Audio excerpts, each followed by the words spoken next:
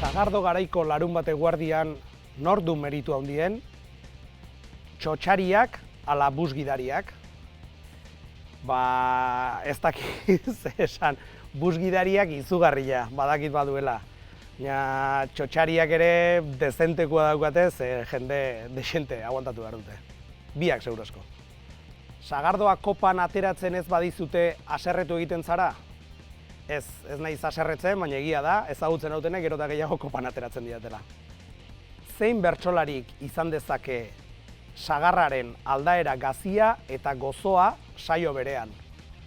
Bertsolari guztiek usteet badutela gazia eta gozoa saio berean, ze azkenien bersoa hori da, gazitik eta gozotik kantatzea.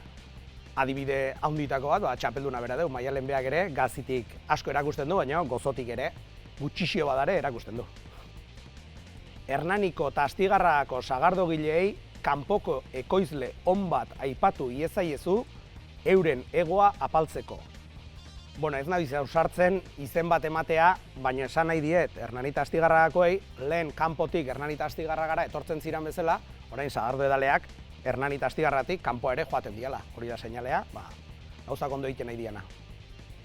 Txakolindegiko eta erretegiko prezioak ez dira zalantzan jartzen. Sagardotegikoak aldiz, bai jartzen dira, baina lehen esan dedan bezala, aukera desberdinak ditu konsumidore bakoitzak eta berak aukera dezala. Ekimen handia dugu sortzeko, baita bitan zatitzeko ere. Sagardogileen garapena ikusita, superheroia zara? Nien nahi superheroia. Behar bada, latoso xamarra bai eta pazientzi desente izan duna, lehen behintzat, eta batipat gauzak ondo egin nahi izan ditun sektore bat izan detatzetik.